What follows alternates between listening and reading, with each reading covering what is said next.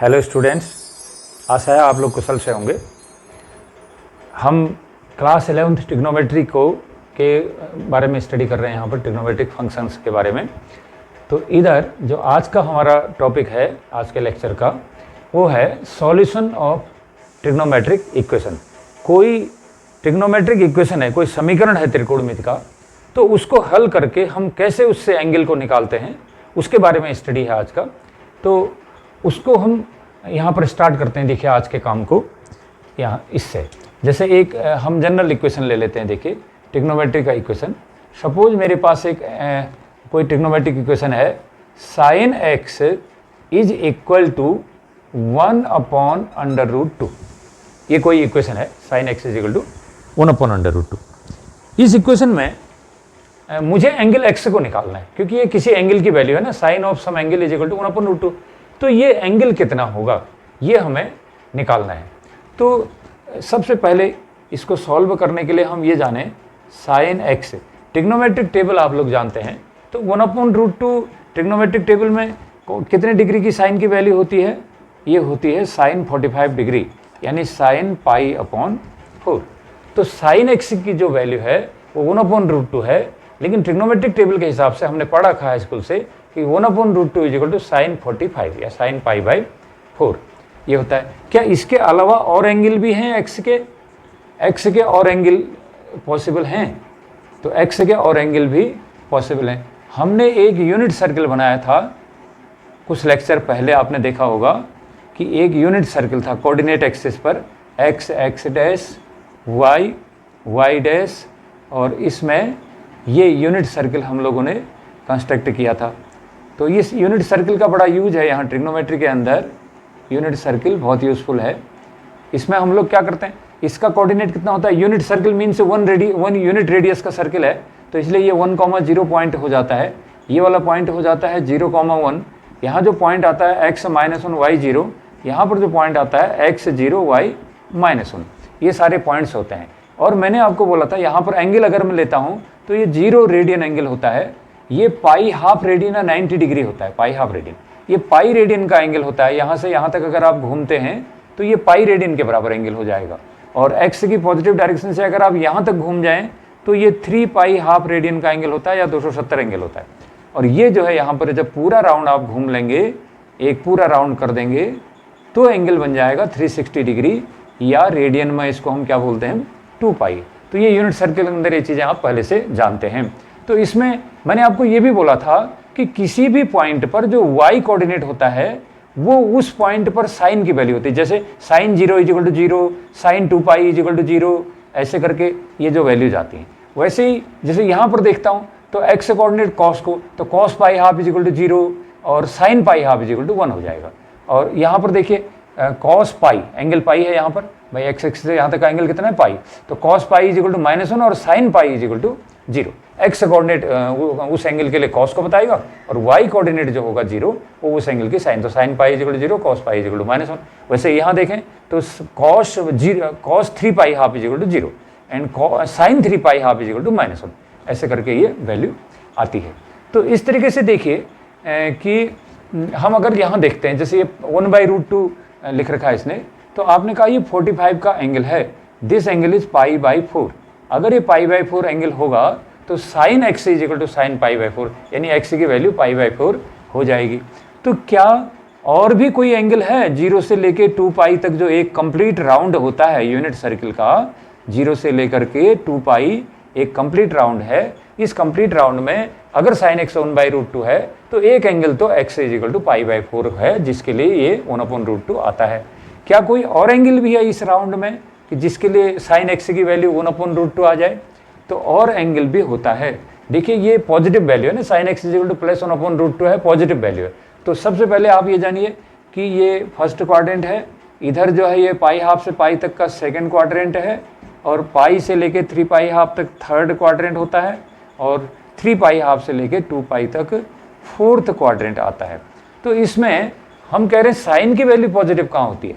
यहाँ सारे trigonometric ratio positive होते हैं अगर एंगल 90 से छोटा है। अगर वो एंगल 90 से 180 के बीच है तो यहाँ पर साइन पॉजिटिव आता है, और यहाँ 180 से 270 तक, यानी पाई से 3 पाई हाफ तक एंगल है तो tan पॉजिटिव आती है, और 3 पाई हाफ से 2 पाई तक एंगल है या खाली माइनस थीटा एंगल है तो वहाँ पर कोसाइन पॉजिटिव आती है। तो ASTC हम पढ़ते हैं, ASTC। तो ऑल साइन tan cos, ये रूल जो हमें बताता है कि फर्स्ट क्वाड्रेंट में सभी ट्रिग्नोमेट्रिक रेशियो पॉजिटिव हैं, सेकंड क्वाड्रेंट में साइन और साइन का रेसिप्रोकल कोसेक पॉजिटिव हैं, थर्ड क्वाड्रेंट में tan और cot पॉजिटिव हैं, फोर्थ क्वाड्रेंट का एंगल अगर है तो फिर हमारे कोसाइन और सेक जो है पॉजिटिव आते हैं। तो ये साइन पॉजिटिव है, यहाँ पर sine x equal to +1/√2 sine positive है। तो अगर साइन पॉजिटिव है तो ये एंगल कहाँ कहाँ होना चाहिए? अगर ये साइन पॉजिटिव है तो फर्स्ट क्वाड्रेंट में भी साइन पॉजिटिव आती है, सेकंड क्वाड्रेंट का एंगल होने पर भी साइन पॉजिटिव आती है। दो जगह है साइन पॉजिटिव, यहाँ सभी पॉजिटिव हैं, यहाँ पर साइन पॉजिटिव है, बाकी जगहों में यहाँ साइन नेगेटिव आएगी, यहाँ भी साइन की वैल्यू नेगेटिव आएगी, क्योंकि हमारा साइन x इक्वल टू +1/√2 है तो साइन की वैल्यू पॉजिटिव है। तो पॉजिटिव वैल्यू है तो ये एंगल या तो होगा फर्स्ट क्वाड्रेंट का, क्योंकि फर्स्ट क्वाड्रेंट में साइन सभी पॉजिटिव होते हैं इसलिए साइन भी पॉजिटिव होती है। सेकंड क्वाड्रेंट का एंगल भी हो सकता है, सेकंड क्वाड्रेंट के एंगल में भी जब हम सेकंड क्वाड्रेंट के एंगल लेंगे, जैसे 90 से बड़ा एंगल लेंगे, तब भी जो है sine x equal to plus में आता है, साइन प्लस होती है। तो यदि साइन x इक्वल टू 1/√2 है तो ये एंगल x जो है या तो फर्स्ट क्वाड्रेंट का एंगल होना चाहिए या ये सेकंड क्वाड्रेंट का एंगल होना चाहिए, क्योंकि इन दोनों क्वाड्रेंट में साइन की पॉजिटिव वैल्यू आती। तो फर्स्ट क्वाड्रेंट का एंगल अगर ये है तो sine x equal to 1/√2 equal to sine 45 degree, यानी साइन π/4। ये सेकंड क्वाड्रेंट का एंगल भी हो सकता है, अगर साइन x इक्वल टू 1/√2 है तो ये एंगल सेकंड क्वाड्रेंट वाला भी हो सकता है। कैसे हो सकता है? सेकंड क्वाड्रेंट का जो एंगल होगा वो होगा 180 डिग्री हो गया पूरा, तो ना ये पाई हो गया पूरा। अगर यहाँ से यहाँ तक सेकंड राउंड समाप्त होने तक, सेकंड क्वाड्रेंट के समाप्त होने तक आप चलते हैं तो ये पाई रेडियन का एंगल हो जाता है, लेकिन उससे थोड़ा सा कम, पाई से थोड़ा सा कम करोगे तो आप सेकंड क्वाड्रेंट में होंगे। तो इसलिए मैं आपसे कह रहा हूँ कि साइन x की वैल्यू +1/√2 है, तो साइन की पॉजिटिव वैल्यू होने का मतलब या तो ये एंगल फर्स्ट क्वाड्रेंट में होगा क्योंकि वहाँ साइन पॉजिटिव रहती है, या ये एंगल सेकंड क्वाड्रेंट में होगा, वहाँ भी साइन पॉजिटिव रहती है। तो हमने कहा यदि ये फर्स्ट क्वाड्रेंट का एंगल है, यदि sine x equal to 1/√2 x angle first quadrant का है तो फिर ये एंगल साइन 45 यानी 45 डिग्री के बराबर होना चाहिए। किंतु यदि ये एंगल सेकंड क्वाड्रेंट का है, जिसके लिए साइन x इक्वल टू 1/√2 आया है, यदि ये एंगल x सेकंड क्वाड्रेंट का एंगल है तो फिर इसको कितना होना चाहिए? तो मैंने आपसे कहा कि सेकंड क्वाड्रेंट कंप्लीट हो जाता है 180 डिग्री पर, यानी पाई पर। यहाँ से x की पॉजिटिव डायरेक्शन से जब आप हाफ राउंड चलोगे, आधा राउंड करोगे, तो ये पाई रेडियन का एंगल हो जाएगा, तो तब ये सेकंड क्वाड्रेंट समाप्त हो जाएगा यहाँ पर। किंतु यदि आप पाई रेडियन से थोड़ा सा माइनस हो जाते हैं, पाई रेडियन से थोड़ा सा माइनस हो जाते हैं, तो बैक हो जाते हैं, तो फिर आप सेकंड क्वाड्रेंट में ही रहते हैं। तो सेकंड क्वाड्रेंट के एंगल को हम लोग कैसे नोट करते हैं? सेकंड क्वाड्रेंट के एंगल को हम लोग नोट करते हैं पाई माइनस थीटा। जैसे अगर ये एंगल थीटा है तो सेकंड क्वाड्रेंट का एंगल पाई माइनस थीटा। तो यहाँ पर ये साइन x की वैल्यू 1/√2 है, तो ये 1/√2 का मतलब ये साइन π/4 भी हो सकता है, और ये सेकंड क्वाड्रेंट में पाई माइनस π/4 भी हो सकता है। तो कितना आएगा साइन π/4 या साइन पाई माइनस π/4? कितना होगा साइन पाई माइनस π/4? 4 1 जा 4, 4 में से 1 लेस गया 3, 3/4। तो क्या आया? x की वैल्यू या तो π/4 है या x की वैल्यू है 3 π/4। तो ये जो वैल्यूज आते हैं साइन x के 1/√2 के, ये दोनों वैल्यूज को हम लोग कहते हैं प्रिंसिपल वैल्यूज। इनको बोलते हैं these are called principal values. Principal values, principal values का मतलब मुख्य मान, मेन वैल्यू, मुख्य मान। तो हम क्या कह रहे हैं? साइन x इक्वल टू 1/√2 एक ट्रिग्नोमेट्रिक इक्वेशन है, हमें इसको सॉल्व करके एंगल x की वैल्यू निकालनी है। तो इसको निकालना इसको ट्रिग्नोमेट्रिक इक्वेशन का सॉल्यूशन माना जाएगा। एंगल को निकालना वही ट्रिग्नोमेट्रिक इक्वेशन का सॉल्यूशन यानी इस समीकरण का हल होगा। तो कैसे इसका सॉल्यूशन मैंने किया? सबसे पहले मैंने ये देखा कि साइन x इक्वल टू +1/√2 है, तो पहले ये जानो कि साइन x प्लस कहाँ कहाँ आती है। तो यूनिट सर्किल में हमने देखा था कि साइन x की जो पॉजिटिव वैल्यू आती है, या तो फर्स्ट क्वाड्रेंट में सारी ट्रिग्नोमेट्रिक रेशियो पॉजिटिव होती है तो साइन भी पॉजिटिव रहती है यहाँ पर, या फिर साइन पॉजिटिव सेकंड क्वाड्रेंट में पॉजिटिव रहता है। बाकी थर्ड में साइन नेगेटिव आती है, फोर्थ में भी साइन नेगेटिव आती है। ये साइन तो पॉजिटिव है, इसलिए हमारा एंगल या तो फर्स्ट क्वाड्रेंट वाला होना चाहिए या ये एंगल होना चाहिए सेकंड क्वाड्रेंट वाला, जिसके लिए साइन पॉजिटिव 1/√2 हमारा आ रहा है। तो अगर ये फर्स्ट क्वाड्रेंट का एंगल है साइन x = 1/√2, तो आपने कहा फर्स्ट क्वाड्रेंट में तो साइन 45 = 1/√2 होता है। ये तो ट्रिग्नोमेट्रिक टेबल से ही जानते हैं हम लोग। तो इसलिए ये एंगल अगर फर्स्ट क्वाड्रेंट का है तो ये साइन π/4 के बराबर आना चाहिए 1/√2। तो साइन x = साइन π/4, इसलिए x होना चाहिए π/4। किंतु साइन की ये वैल्यू सेकंड क्वाड्रेंट में भी आ सकती है। कैसे आ सकती है? यदि ये सेकंड क्वाड्रेंट का एंगल है, क्योंकि सेकंड क्वाड्रेंट में साइन पॉजिटिव होती है, तो तब उस हालत में x = हो जाएगा साइन x, तो साइन x = होगा sine pi minus π/4। Pi minus π/4 जो एंगल सेकंड क्वाड्रेंट का होता है उसको हम लोग यहाँ कैसे नोट करते हैं? मैंने आपसे कहा कि एक कंप्लीट हाफ राउंड चलो, यहाँ से x की पॉजिटिव डायरेक्शन से स्टार्ट करके आप आधा राउंड चलो, तो हाफ राउंड चलने पर आपका फर्स्ट क्वाड्रेंट भी पूरा हो गया, सेकंड क्वाड्रेंट भी फिनिश हो गया यहाँ पर। लेकिन अगर आप इस हाफ राउंड यानी पाई रेडियन से थोड़ा सा माइनस हो जाते हैं, पाई माइनस समथिंग कर देते हैं, तो आप सेकंड क्वाड्रेंट में होते हैं। इसलिए सेकंड क्वाड्रेंट के एंगल को रिप्रेजेंट करना है इसके लिए, तो जो वो फर्स्ट क्वाड्रेंट में साइन का एंगल आया है आपका, फर्स्ट क्वाड्रेंट में जो साइन का एंगल आया है, तो पाई में से उतना माइनस कर दो, तब आप सेकंड क्वाड्रेंट के एंगल पर आ जाएंगे। तो इसलिए साइन पाई माइनस π/4 हो जाएगा, क्योंकि साइन पाई माइनस π/4 भी साइन π/4 के ही इक्वल होता है। फार्मूले आपने सीखे थे sine 180 minus theta = sine theta. तो इस प्रकार से यदि साइन x 1/√2 है तो या तो ये एंगल π/4 होना चाहिए या फिर ये एंगल पाई माइनस π/4 होना चाहिए, सेकंड क्वाड्रेंट का एंगल है। तो इसलिए ये तो 3π/4 होना चाहिए या π/4। ये दो वैल्यू एंगल की हमारी आ रही जिसके लिए साइन x 1/√2 होगा। ये जो दो वैल्यूज आपको मिल रही हैं इनको हम लोग कहते हैं principal value of angle x। ये principal value of angle x, angle x के मुख्य मान है, प्रिंसिपल वैल्यूज हैं। अब ये जो प्रिंसिपल वैल्यू हम लोग कहते किसको है? किसी भी ट्रिग्नोमेट्रिक इक्वेशन में जब आप एंगल x को निकालेंगे तो 0 रेडियन से लेकर के 2π रेडियन तक, यानी एक कंप्लीट राउंड में जो वैल्यू आपको दी है वो उसके लिए कितने एंगल पॉसिबल है, तो वो सारे एंगल प्रिंसिपल वैल्यू कहलाते हैं। तो मेरा साइन x 1/√2 है, तो ये साइन पॉजिटिव है, मुझे पता है कि साइन पॉजिटिव या तो फर्स्ट क्वाड्रेंट के एंगल के लिए आती है या फिर ये सेकंड क्वाड्रेंट के एंगल के लिए आती है। तो इसलिए साइन x अगर 1/√2 है तो या तो ये एंगल x π/4 है या फिर x = पाई माइनस π/4 यानी 3π/4 है, सेकंड क्वाड्रेंट का एंगल है तो पाई में से π/4 लेस कर दिया। तो ये दो एंगल पॉसिबल है, इनको हमने प्रिंसिपल वैल्यू कहा। तो ऐसे ही किसी दूसरे ट्रिग्नोमेट्रिक इक्वेशन को आप सॉल्व करेंगे तो मैं प्रिंसिपल वैल्यू किसको कह रहा हूँ? वो एंगल जो 0 रेडियन से लेकर के 2π रेडियन, यानी एक कंप्लीट राउंड के अंदर जितने x के वैल्यू पॉसिबल हैं किसी भी इक्वेशन के लिए, x के जितने वैल्यू पॉसिबल हैं, कहां से कहां तक, 0 रेडियन से लेकर के 2π रेडियन तक जितने वैल्यू पॉसिबल होते हैं x के, वो प्रिंसिपल वैल्यू कहलाते हैं सारे। तो all values lying between, principal value क्या है? All values lying in range 0 less than or is equal to x is less than or is equal to 2π। मतलब 0 रेडियन से लेके 2π रेडियन तक। तो 2π रेडियन का मतलब एक कंप्लीट राउंड हो जाना, क्योंकि 2π हो जाता है वहीं पर ना, 0 रेडियन से है तो वहीं पर चलते हैं कंप्लीट राउंड 2π।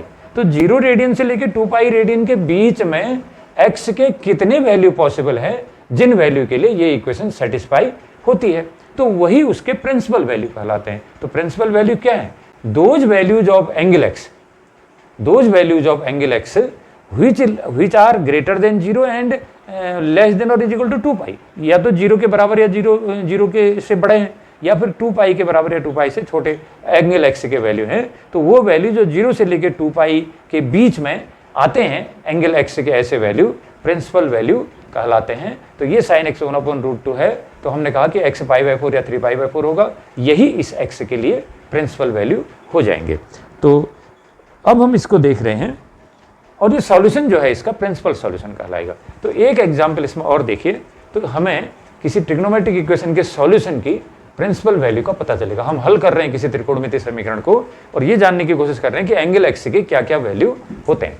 जैसे एक एग्जाम्पल और देखिए, हमारे पास एक क्वेश्चन है cos x is equal to √3/2π 2, ये value cos x is equal to under root 3/2।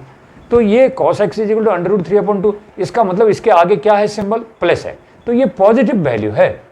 cos x is equal to under root 3/2, ये वैल्यू पॉजिटिव है, प्लस है। तो cos पॉजिटिव कहाँ होती है, यही देखिए first quadrant, second quadrant, third quadrant, fourth quadrant. पहले ये बताइए कि cos की पॉजिटिव वैल्यू दे रखी है, तो ये पॉजिटिव वैल्यू cos की कहाँ कहाँ आती है, फर्स्ट क्वाड्रेंट में आती है पॉजिटिव, क्योंकि फर्स्ट क्वाड्रेंट का अगर एंगल है, अगर एंगल 90 से छोटा है तो सारे ट्रिग्नोमेट्रिक रेशियो पॉजिटिव होते हैं, इसलिए cos अगर पॉजिटिव है तो वह फर्स्ट क्वाड्रेंट में हो सकता है। cos पॉजिटिव है तो ये cos और कहाँ पॉजिटिव होती है, फर्स्ट क्वाड्रेंट में पॉजिटिव होती है, सेकंड में तो साइन पॉजिटिव है, cos नेगेटिव होता है, थर्ड में tan पॉजिटिव है, cos नेगेटिव रहता है, फोर्थ में cos पॉजिटिव होता है।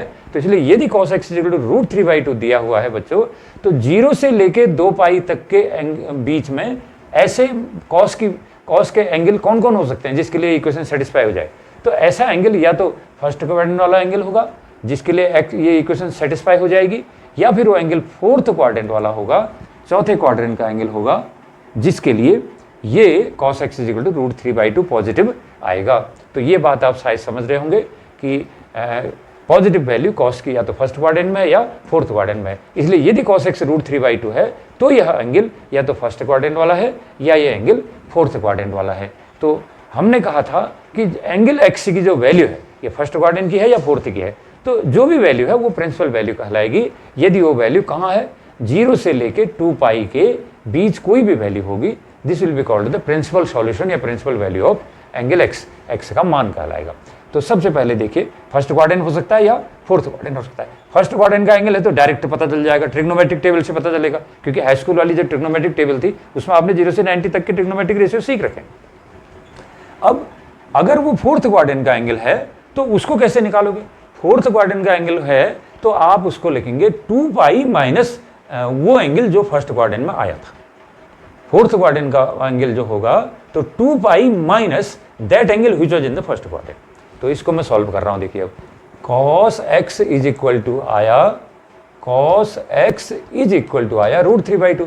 अब फर्स्ट क्वाड्रेंट में कितने डिग्री के एंगल के लिए रूट 3/2 होता है cos का मान, cos की वैल्यू ये होती है cos 30 degree, cos 30 is equal to under root 3/2 होता है, cos 30 is equal to under root 3/2, जबकि cos 61/2 आता है। तो ये cos 30 का value, cos x is equal to cos 30। यदि एंगल फर्स्ट क्वाड्रेंट वाला है तो cos x is equal to cos 30 होगा, या फिर ये हो सकता है फोर्थ क्वाड्रेंट का एंगल। अगर फोर्थ क्वाड्रेंट का एंगल है तो कितना लिखोगे, 2 पाई माइनस π/6, ये फोर्थ क्वाड्रेंट का एंगल आ गया,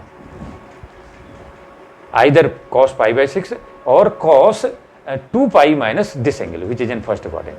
तो 2 पाई माइनस π/6, ये दो वैल्यू पॉसिबल हैं जो cos को पॉजिटिव बनाएंगे। तो ये एंगल x कितना होना चाहिए, या तो एंगल x को होना चाहिए π/6, या फिर एंगल x को कितना होना चाहिए 2 pi minus π/6। x is equal to होना चाहिए 2 पाई माइनस π/6 से घटाइए जरा कितना होगा, 2 पाई माइनस π/6, तो x इज इक्वल टू आ जाएगा π/6 और x इज इक्वल टू 6 दूनी 12, 12 में से 1 गया 11, 11 π/6। तो अगर cos x रूट 3/2 है तो x की वैल्यू या तो π/6 है या x की वैल्यू 11 π/6 है। ये दो वैल्यू एंगल की हैं जो कहां से कहां के बीच में लाई करते हैं, 0 रेडियन से लेकर के 2 पाई रेडियन के बीच जो आने वाली वैल्यूज हैं, ये दो वैल्यू हैं जिसके लिए cos x रूट 3/2 होगा। हालांकि इसके अलावा और भी कई सारे एंगल होंगे जिनके लिए ये cos x रूट 3/2 आएगा। बहुत सारी वैल्यूज होती हैं एंगल x की जिसके लिए cos x रूट 3/2 आता है, लेकिन उन बहुत सारी वैल्यूज में से ये दो वैल्यू ऐसी वैल्यू हैं cos x एंगल x की जो 0 से लेकर के 2 पाई के बीच में आ रही हैं, जिनके लिए ये cos x equal to root 3/2 हो रहा है। इनको हम लोग प्रिंसिपल वैल्यू कह रहे हैं। तो इसलिए cos x equal to root 3/2 equation को सॉल्व करने में एंगल x की वैल्यू, जो वैल्यू 0 रेडियन से 2 पाई रेडियन के बीच आती है, वो वैल्यू कहलाती है प्रिंसिपल वैल्यू। तो ये दो प्रिंसिपल वैल्यू आ रही, क्योंकि cos हमारा पॉजिटिव है तो हमने कहा कि हमारा एंगल या तो फर्स्ट क्वाड्रेंट वाला होना चाहिए या फोर्थ क्वाड्रेंट वाला होना चाहिए। फर्स्ट क्वाड्रेंट का है तो रूट 3/2 cos 30 की वैल्यू होता है, तो cos π/6 कर दिया मैंने, 30 मीन्स π/6। तो या तो एंगल फर्स्ट क्वाड्रेंट π/6 है, अगर ये फोर्थ क्वाड्रेंट में है तो तब क्या है 2 पाई माइनस π/6, क्योंकि आपको पता है कि ये पूरा राउंड 2 पाई होता है, उसमें से -π/6 करो, that is the fourth quadrant. 2 pi minus alpha से नोट होता है। तो ये दो एंगल आ गए हमारे π/6 और 11π/6। इन दोनों वैल्यू को हमने कहा इस इक्वेशन का सॉल्यूशन है और प्रिंसिपल सॉल्यूशन है। ये इस इक्वेशन का प्रिंसिपल सॉल्यूशन या मुख्य हल है। और ये जो वैल्यू आ रही है एंगल x की जो वैल्यू आ रही है, इसको हल करके ये x = π/6 x = 11π/6 ये प्रिंसिपल वैल्यू हैं, प्रिंसिपल वैल्यूज ऑफ x = क्या क्या है, या तो π/6 या 11π/6, these are the principal values. अब इसमें छोटी वाली प्रिंसिपल वैल्यू कौन है, π/6 है। तो ये प्रिंसिपल वैल्यू निकालना हम लोग सीख रहे हैं। अब देखिए एक क्वेश्चन मेरे पास है, सपोज मेरे पास आया tan x = -1/√3, ये इक्वेशन है और मुझे इस इक्वेशन को सॉल्व करना है। मतलब सॉल्व करने का मुझे एंगल x की वैल्यू निकालनी है और वो वैल्यू कहाँ से कहाँ तक होनी चाहिए, 0 रेडियन से लेकर के 2 पाई रेडियन के बीच होनी चाहिए।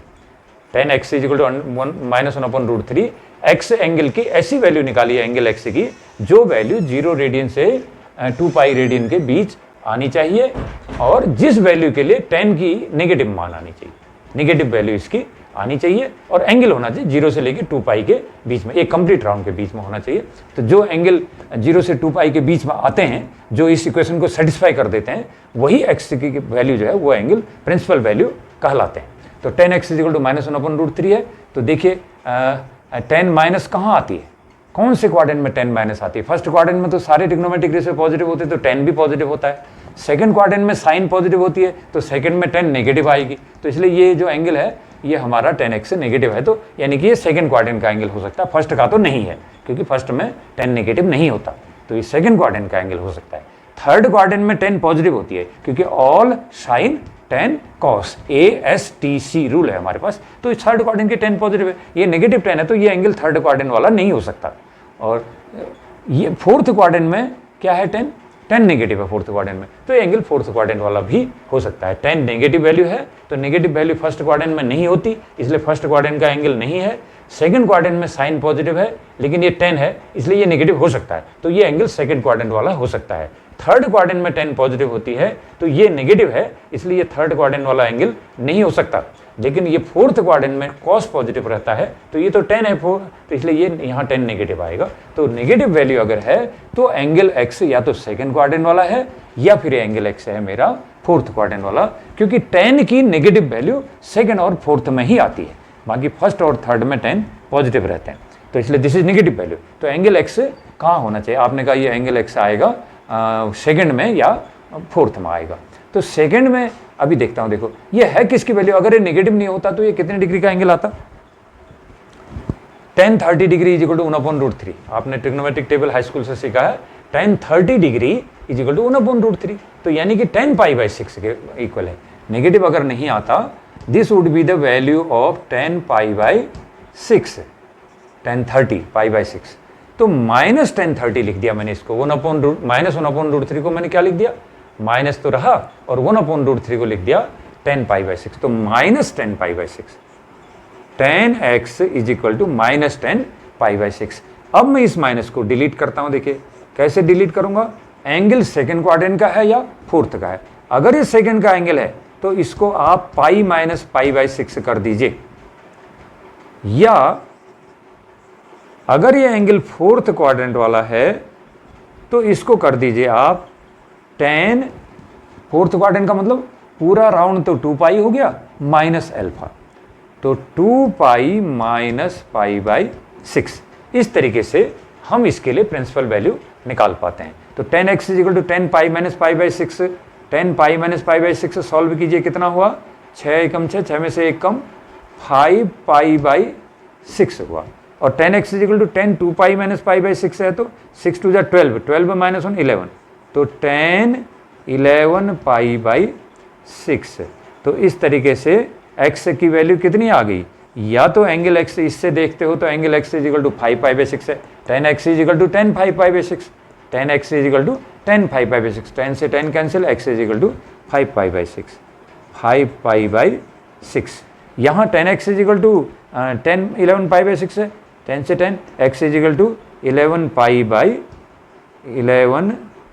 बाई 6। तो ये दो वैल्यू हमारी आ रही हैं। अगर 10x माइनस 1/√3 है तो एंगल x या तो 5 पाई बाई 6 का हो रेडियन का होना चाहिए, या ये एंगल x 11 पाई बाई 6 का होना चाहिए। ये इस इक्वेशन का सॉल्यूशन है, प्रिंसिपल सॉल्यूशन कहलाता है, क्योंकि ये एंगल हमने कहाँ कहाँ देखे हैं, हमने इन एंगलों को ढूंढा है 0 रेडियन से लेके 2 पाई रेडियन के बीच।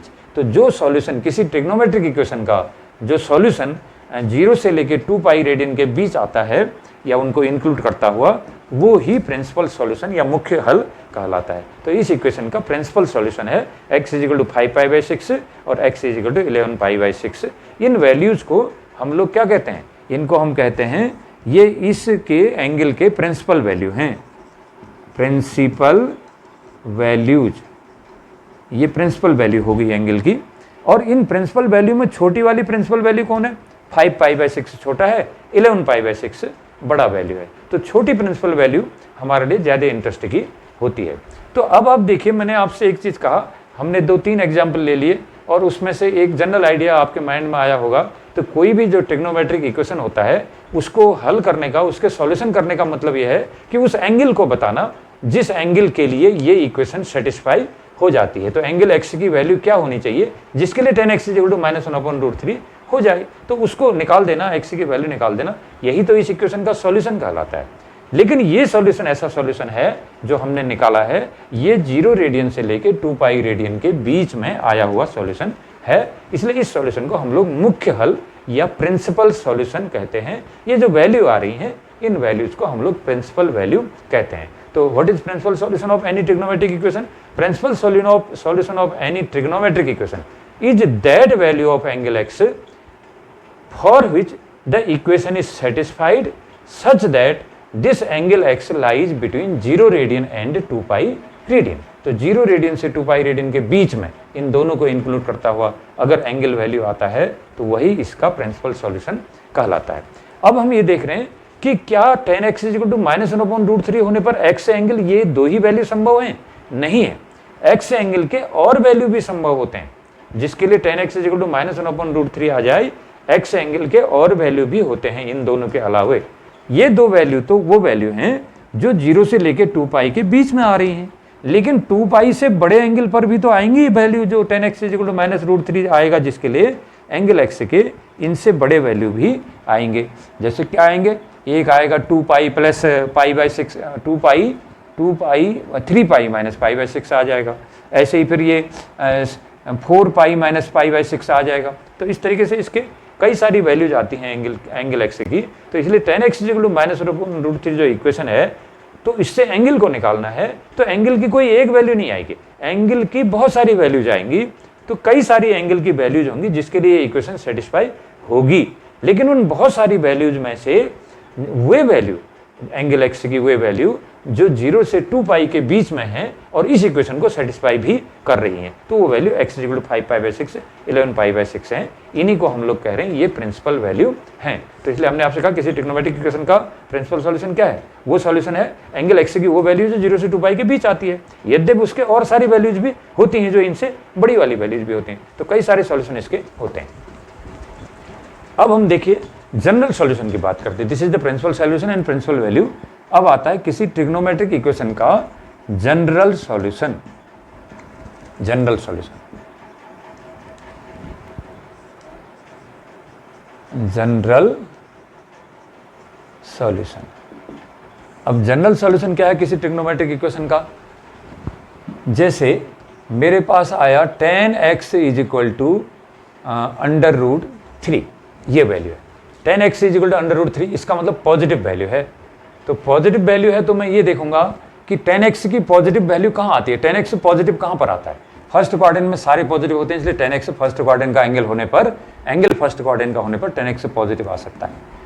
सेकंड क्वाड्रेंट में 10 नेगेटिव होती है तो एंगल सेकंड क्वाड्रेंट वाला नहीं हो सकता। 10x की पॉजिटिव वैल्यू थर्ड क्वाड्रेंट में आती है, इसलिए ये एंगल थर्ड क्वाड्रेंट वाला भी हो सकता है। तो थर्ड क्वाड्रेंट में हो सकता है या एंगल फर्स्ट में हो सकता है जहां पर 10 पॉजिटिव आएगी, सेकंड का नहीं हो सकता, फोर्थ का नहीं हो सकता क्योंकि 10 नेगेटिव रहती है वहां। तो फर्स्ट और थर्ड में है देखिए। तो अगर ये एंगल फर्स्ट क्वाड्रेंट का है tan x इजिकल टू √3 आ रहा है, लेकिन एंगल ये x फर्स्ट क्वाड्रेंट का है, तो कितने डिग्री का एंगल होना चाहिए? ये 60 डिग्री। tan 60 इजिकल टू √3 होता है ना, tan 60 इजिकल टू √3। तो tan 60 को रेडियन में हम लोग क्या लिखते हैं? π/3। तो if tan x is equal to √3 then tan x is equal to 10 π/3 हो सकता है फर्स्ट क्वाड्रेंट।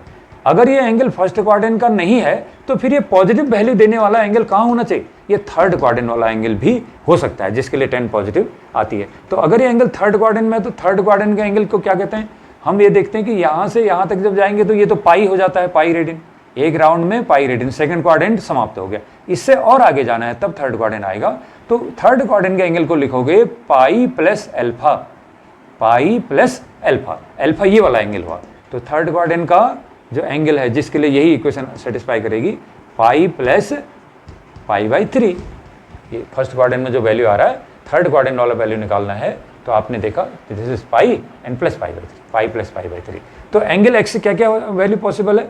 एंगल एक्स की वैल्यू पॉसिबल है या तो x इजिकल टू π/3 और x इजिकल टू 3π प्लस π/3, 4π/3। तो एंगल एक्स की दो वैल्यू पॉसिबल हैं जो 0 से 2π के बीच आएंगी। ऐसी दो वैल्यू है एंगल एक्स की जिनके लिए tan x इजिकल टू √3 वाली इक्वेशन सेटिस्फाई होती है। इसलिए इस इक्वेशन के प्रिंसिपल सॉल्यूशन है, ये इसके मुख्य हल हैं। और ये जो एंगल आ रहे हैं इनको principal value of the angle x हम लोग बोलते हैं। इसमें छोटी वाली प्रिंसिपल वैल्यू ये वाली वैल्यू है। तो अब आप देखिए कि हम क्या करने की बात कर रहे थे? General solution. General solution, general solution क्या होता है कि हमने ये देखा कि ये जो प्रिंसिपल वैल्यू आ रही हैं केवल यही एंगल ऐसे नहीं है जिसके लिए tan x √3 आता है, और भी कई सारे एंगल हैं जो इनसे बड़े हैं जिनके लिए tan x √3 आता है। तो जनरल सॉल्यूशन हम लोग निकालते हैं किसी इक्वेशन का। जनरल सॉल्यूशन का मतलब हम एक ऐसा सॉल्यूशन बनाते हैं जिसमें वो सारे आंसर आ जाएं, जितने tan x इजिकल टू √3 देने वाले जितने पॉसिबल वैल्यू एंगल के हैं वो सारे के सारे एंगल उसमें इंक्लूड हो जाएं, वो सॉल्यूशन हम निकाल रहे हैं। तो उसको हम लोग कहते हैं जनरल सॉल्यूशन। अब जनरल सॉल्यूशन हम कैसे निकालते हैं इसका एक हम यहाँ पर एक सिंपल वो प्रूफ करते हैं, इक्वेशन बनाते हैं जनरल सॉल्यूशन निकालने वाली, तब जनरल सॉल्यूशन के क्वेश्चन को हम करेंगे। जैसे देखिए जनरल सॉल्यूशन के हमारे पास फार्मूले हैं बच्चों। एक है यदि साइन एक्स 0 है, यदि साइन एक्स की वैल्यू 0 है तो ये एंगल एक्स क्या क्या हो सकता है बताइए। इस यूनिट सर्किल में आपने देखा साइन जो होता है ये वाई कोऑर्डिनेट को बताता है, साइन एक्स वाई कोऑर्डिनेट को बताता है। साइन एक्स अगर 0 है तो एंगल एक्स क्या है? या तो एंगल एक्स 0 होगा, साइन 0 इजिकल टू 0, या फिर एंगल एक्स देखो यहाँ पर जो है वाई कोऑर्डिनेट 1 है तो साइन पाई हाफ 1 हो गया, यहाँ पर वाई कोऑर्डिनेट 0 है तो साइन पाई इजिकल टू 0 हो गया। यदि साइन एक्स 0 है तो या तो वो साइन 0 इजिकल टू 0, या तो एंगल 0 रेडियन होगा, या फिर यहाँ पर साइन पाई हाफ 1 है, यहाँ पर जो है हमारा वाई कोऑर्डिनेट 0 है तो साइन पाई रेडियन का एंगल होगा तो तब भी साइन पाई इजिकल टू 0 आ जाएगा। और फिर इधर साइन -1 है, इधर चला गया 2π रेडियन का एंगल बन गया, तो अब साइन 2π निकालूंगा तो साइन 2π इजिकल टू 0। ध्यान रखिए साइन 2π माने वाई कोऑर्डिनेट उस जगह का, वाई कोऑर्डिनेट साइन को बता रहा है, तो साइन 2π इजिकल टू 0 हो जाएगा। ठीक है, अगर मैं साइन 3π लेता हूं तो 3π कहाँ है? एक राउंड लगाया 2π, फिर आधा राउंड किया तो 3π, यहीं पर 3π, ये पाई भी है इसी जगह पर 3π भी आएगा एक राउंड कंप्लीट करने के बाद 3π। तो साइन 3π इजिकल टू फिर 0 हो गया वाई कोऑर्डिनेट, तो साइन 3π। अगर साइन एक्स 0 है तो ये एंगल 3π भी हो सकता है।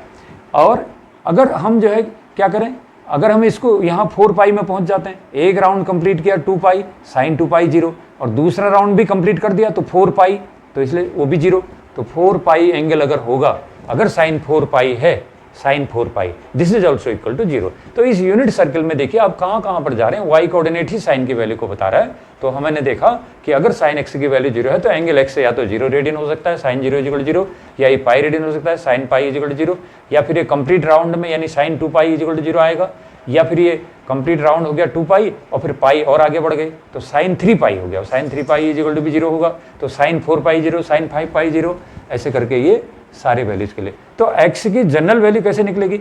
0 भी हो सकता है, पाई भी हो सकता है, 2 पाई भी हो सकता है, 3 पाई भी हो सकता है, 4 पाई भी हो सकता है। ये सारे के सारे कोई भी एंगल x की रख दो तो उसके लिए साइन x 0 आएगा। तो इसलिए x की वैल्यू, ये जनरल वैल्यू निकालो ना, जैसे कोई समांतर श्रेणी होती है अरिथमेटिक प्रोग्रेशन, उसका nth टर्म निकालते हैं। तो इसका nth टर्म कैसे निकलेगा बच्चों?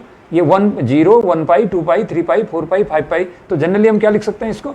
n पाई, ये हो सकता है x = n पाई।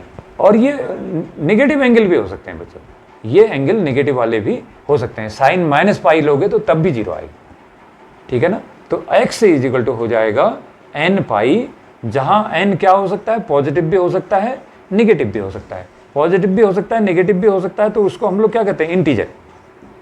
0 +1 +2 -1 -2 डॉट डॉट डॉट, ये इंटीजर का सेट है। तो इसलिए n की वैल्यू कोई भी इंटीजर हो सकती है, पॉजिटिव भी नेगेटिव भी। तो x = n पाई। क्या? अगर साइन x = 0 है तो x = 0 ± पाई ±2 पाई ±3 पाई ±4 पाई, कितने सारे एंगल हो सकते हैं जिसके लिए साइन x 0 होता होगा। तो इसलिए हमने इसको सारे वैल्यूज को एक साथ एक फार्मूले के रूप में रखने की कोशिश की। तो x = n पाई हमने कर दिया। यदि मैं n को 0 लिखता हूं तो x = 0 पाई यानी 0 हो जाएगा। यदि n को मैं 1 लिखता हूं तो x = 1 पाई हो जाएगा। अगर मैं x को -1 करता हूं तो x = -पाई हो जाएगा। x को मैं 4 कर दूं, x = 4 पाई। x को -4 कर सकता हूं क्योंकि z मीन से नेगेटिव भी होता है, तो x = -4 पाई हो जाएगा। तो ये सारे वैल्यूज के लिए साइन x 0 होता है। तो ये जो हमने लिखा है x = n पाई, ये एक ऐसा सॉल्यूशन है कि इस सॉल्यूशन में n = 0 +1 -1 +2 -2 सारे डिफरेंट वैल्यूज रख करके वो x के सारे पॉसिबल वैल्यू को आप इस अकेले जो सॉल्यूशन दिया है इससे प्राप्त कर सकते हैं। इसलिए इस सॉल्यूशन को हम लोग कहते हैं जनरल सॉल्यूशन। जनरल सॉल्यूशन है बच्चों। तो ये साइन x = 0 अगर है तो x एंगल का जनरल सॉल्यूशन आएगा x = n पाई, जहां n की वैल्यू 0 1 -1 2 -2 3 -3 ऐसे करके रख के हम डिफरेंट अलग अलग वैल्यूज को इसी से प्राप्त कर सकते हैं। This is general solution. और जनरल सॉल्यूशन कैसे निकाला? हमने इस सीरीज का nth या n+1th टर्म निकाल दिया, यही इसका जनरल सॉल्यूशन इक्वेशन का माना जाता है। साइन x = 0 तो x = n पाई जनरल सॉल्यूशन, इसको याद रखने का बिंदु है। और ऐसे ही देखिए, अगर cos x की वैल्यू 0 है तो सपोज cos x = 0 है, तो cos x 0 है तो एंगल x क्या हो सकता है? अब आप इसी में यूनिट सर्कल में देखिए, हमने सीखा है कि cos की जो वैल्यू होती है वो यूनिट सर्कल में x कोऑर्डिनेट cos की वैल्यू को बताता है उस एंगल के लिए, और y कोऑर्डिनेट sin की वैल्यू को बताता है। तो cos x अगर 0 है तो यूनिट सर्कल में देखो कहाँ पर x कोऑर्डिनेट 0 है, वही वैल्यू हुई x की, एंगल x। कहाँ पर है x कोऑर्डिनेट 0? यहाँ पर तो x कोऑर्डिनेट 1 है ना, यहाँ पर x कोऑर्डिनेट 0 है, y 1, x कोऑर्डिनेट -1 है, y 0, x कोऑर्डिनेट 0 है, y कोऑर्डिनेट -1। तो x कोऑर्डिनेट ही cos की वैल्यू होता है। तो cos x 0 है तो मतलब x कोऑर्डिनेट कहाँ 0 है? तो या तो पाई हाफ पर 0 है तो cos पाई हाफ = 0 आएगा। तो एंगल अगर मैं पाई हाफ रख दूं, x = पाई हाफ रख दूं तो cos पाई हाफ 0 आएगा। और कहाँ आएगा x कोऑर्डिनेट 0? ये है x 0, तो 3 pi half. Angle 3 pi half अगर है तब भी cos 3 पाई हाफ 0 आएगा। इसके बाद और कहाँ पर आएगा भाई? आपने ये दो जगह हैं जहाँ पर 0 आ रहा है, तो cos पाई हाफ में 0 आया, cos 3 पाई हाफ कर दूं x की वैल्यू तो तब भी 0, या उसके बाद फिर आप फिर वहीं पर आ जाइए, कितना हो जाएगा? देखो ये हो गया 2 पाई, एक कंप्लीट राउंड किया तो 2 पाई, 2 पाई में पाई हाफ और जोड़ा, 2 पाई में पाई हाफ और जोड़ा तो 2 2 जा 4, 4 + 1 5, 5 पाई हाफ पर भी ये फिर cos 0 आ जाएगा। और 5 पाई हाफ के बाद उसमें पाई और जोड़ दो, यहाँ आ जाओगे नीचे तो 7 पाई हाफ हो जाएगा, 9 पाई हाफ हो जाएगा, 11 पाई हाफ हो जाएगा। तो इस तरीके से ये कितने सारे एंगल्स हैं, ये सारे एंगल्स की वैल्यू अगर x की वैल्यू ये एंगल रखें तो cos पाई half 0, cos 3 pi half 0, cos 5 पाई हाफ = 0, cos 7 पाई हाफ = 0। इसलिए अगर cos x = 0 है तो एंगल x क्या क्या हो सकता है? पाई हाफ भी हो सकता है, 3 पाई हाफ भी हो सकता है, 5 पाई हाफ भी हो सकता है, एंगल x 7 पाई हाफ भी हो सकता है। कितने सारे वैल्यूज हैं एंगल x की जिनके लिए इक्वेशन सेटिस्फाई करती है। इसलिए कोई भी ट्रिग्नोमेट्रिक इक्वेशन को जब आप हल करते हो उससे एंगल x की एक ही मान नहीं आती है, कई सारे मान आ जाते हैं उसके, तो डिफरेंट वैल्यूज आती हैं। लेकिन ये कई सारे मानों में से वे वैल्यू जो 0 से 2 पाई रेडियन के बीच आ रहे थे उनको हमने कहा था प्रिंसिपल वैल्यू है। हमने प्रिंसिपल वैल्यूज को डिस्कस किया था पहले, लेकिन अब हम यहाँ पर करें कि हमने सारे पॉसिबल वैल्यूज लिख दिए।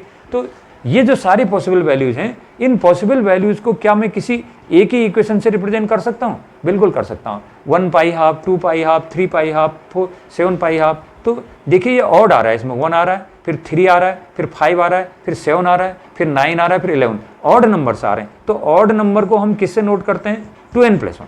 ऑड नंबर को हम नोट करते हैं 2n+1। तो ये 2n+1 इंटू पाई हाफ सभी के साथ आना है। देखो तो ये x की वैल्यू 2n+1 पाई हाफ, ये x की वैल्यू निकालने के लिए हमारे पास जनरल फार्मूला हो गया। ये इस फार्मूले में यदि n को मैं 0 लिखता हूं तो x = 2 × 0+1 पाई हाफ, यानी केवल पाई हाफ। x को 1 लिख दूं, सॉरी n को 1 लिखूं तो 2 × 1 = 2, 2 + 1 3, 3 पाई हाफ हो गया। x को 2 लिखता हूं तो 2 × 2 = 4, 2 × 2 = 4, 4 + 1 5, तो 5 पाई हाफ हो गया। ऐसे करके ये सारे एंगल इसी फार्मूले से निकल आएंगे n को 0 1 2 3 4 5 लिखने से। तो n की वैल्यू क्या लिखनी है? n की वैल्यू z लिखनी है, इंटीजर 0 +1 या -1 +2 या -2 ऐसे करके इसमें लिखना है। तो ये x की वैल्यू हो जाएगी। तो यदि cos x 0 है, if cos x = 0 then x = 2n+1 pi half. ये जनरल वैल्यू, ये वैल्यू है जनरल वैल्यू। लेकिन वो वैल्यू जो 0 से लेके 2 पाई के बीच आ रही है, ये और ये दो वैल्यू, ये प्रिंसिपल वैल्यू, ये दोनों क्या है?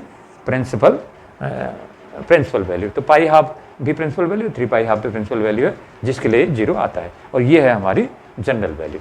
तो इस तरीके से हम ये देख रहे हैं कि जनरल वैल्यू किसी एंगल की कैसे निकाली जाती है। किसी एंगल को सेटिस्फाई, किसी इक्वेशन को सेटिस्फाई करने वाले कई सारे एंगल हो सकते हैं। उन सारे एंगल को एक फार्मूला से नोट कर लीजिए, nth टर्म लेकर के उसका, या n+1 टर्म लेके, ये इसकी जनरल वैल्यू कहलाएगी।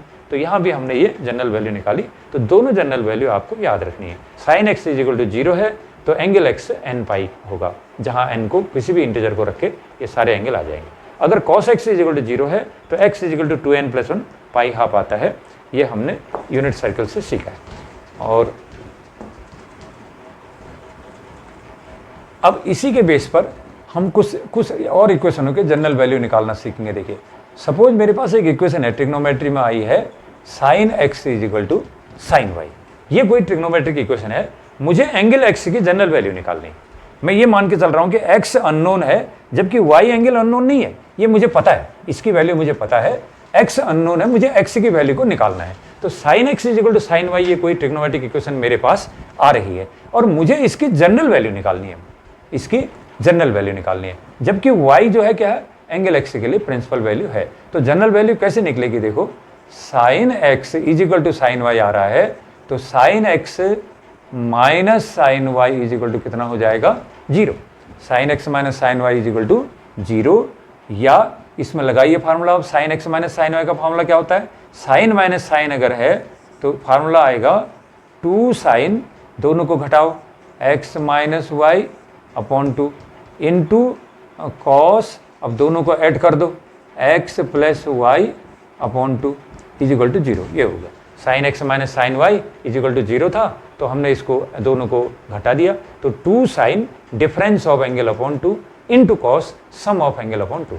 जहाँ साइन का घटाना होगा तो साइन के साथ डिफरेंस आएगा, कॉस के साथ सम आएगा। एक टर्म साइन का, दूसरा टर्म कॉस का इसमें रहता है। तो sin x = sin y, sin x - sin y = 0, तो सॉल्व किया तो 2 sin x - y/2 into sine cos x + y/2 = 0। अब इसमें ये दो फैक्टर हैं बच्चों, एक फैक्टर तो ये है और दूसरा फैक्टर ये है, और आंसर हमारा 0 आना है। तो या तो फर्स्ट फैक्टर की वैल्यू 0 होनी चाहिए या फिर सेकंड फैक्टर की वैल्यू 0 होनी चाहिए, तभी तो मल्टीप्लाई करके 0 आएगा। अदरवाइज जब इन दोनों में से कोई 0 होगा इसलिए 0 आएगा, अदरवाइज नहीं आ सकता है। तो हमने कहा कि या तो sin x - y/2 की वैल्यू कितनी होनी चाहिए? 0 होनी चाहिए, या फिर cos x + y/2 की वैल्यू क्या होनी चाहिए? 0 होनी चाहिए, या तो दिस 0 या दिस 0। तो अगर ये वैल्यू 0 है x - y/2, तो अभी हमने इससे पहले क्या पढ़ा था? अगर sin x = 0 है तो एंगल x की जनरल वैल्यू क्या आती है? बोला था n पाई आती है। जिस एंगल के लिए sin x 0 हो जाए उस एंगल की जनरल वैल्यू x = n पाई होती है। तो ये x - y/2 के लिए ये 0 हो रहा है, x माइनस वाई अपॉन 2 के लिए 0 हो रहा है, तो इसकी वैल्यू कितनी होनी चाहिए, n पाई के इक्वल होनी चाहिए। किसी भी एंगल के लिए अगर साइन 0 हो जाती है तो उस एंगल की जनरल वैल्यू n पाई के बराबर आनी चाहिए। वैसे ही किसी भी एंगल की, ये एंगल है पूरा x प्लस वाई अपॉन 2, किसी भी एंगल की कॉस 0 है तो उस एंगल की वैल्यू कितनी होनी चाहिए, वो जो एंगल है x प्लस वाई अपॉन 2 उसकी वैल्यू होनी चाहिए 2n प्लस 1 पाई हाफ। अभी सीखा था 2n प्लस 1 पाई हाफ। तो x minus Y upon 2 is equal to n pi, x plus Y upon 2 is equal to 2n plus 1 pi. तो x minus Y upon 2 is equal to n pi है, तो x minus Y, ये 2 को right में डाल दिया, x minus y is equal to 2n pi हो गया। तो x इजिकल टू कितना हो गया, 2n पाई प्लस y हो गया बच्चा, ये x की वैल्यू आ गई। इस वाले में सॉल्व करता हूँ, x plus Y upon 2 is equal to 2n plus 1 pi upon 2, upon 2 और अपॉन 2 क्या हो गए, कैंसिल हो गया। तो x प्लस वाई कितना आ गया, 2n प्लस 1 इंटू पाई आ गया। तो x से निकालना है और y को मैं अननोन नहीं मान रहा तो उधर चला गया, 2n pi plus pi plus y, ये वैल्यू x की आ गई। तो अगर sine x is equal to sine y है तो या तो angle x 2n pi plus y होना चाहिए, या ये एंगल होना चाहिए 2n पाई प्लस y होना चाहिए। तो दोनों वैल्यू को एक साथ कंबाइन करते हुए एक जनरल वैल्यू निकाली गई है sine x is equal to sine y का सॉल्यूशन करने के लिए। Sine x is equal to sine y, इस टाइप का कोई सॉल्यूशन आ रहा है तो एंगल x की जनरल वैल्यू, ये दोनों को एक साथ इंक्लूड करते हुए कॉमन वैल्यू जो है वो ली गई है n pi plus minus 1 power n into Y. तो ये जनरल वैल्यू आपको याद रखनी है कि यदि किसी इक्वेशन को सॉल्व करते हुए मुझे sine x is equal to sine y इस टाइप का कोई इक्वलिटी मिल रहा है, एंगल x की जनरल वैल्यू क्या होनी चाहिए, एंगल x इजिकल टू होना चाहिए n pi plus minus 1 whole power n into Y. ये इस एंगल x की वैल्यू होगी sine x is equal to sine y होने पर। तो ये जनरल वैल्यू है और इसमें n को 0 लिखो, n को 1 लिखो, 2 लिखो, 3 लिखो, तो x के सारे मान आपके पास आ जाएंगे इससे। अब दूसरा देखिए जनरल वैल्यू एक लेते हैं और कोसाइन का, कॉस का जनरल वैल्यू। सपोज मेरे पास एक इक्वेशन आया cos x is equal to cos y, इसको डाल लेते हैं। सपोज अब मेरे पास दूसरा इक्वेशन कोई ट्रिग्नोमेट्रिक इक्वेशन है cos x is equal to cos y।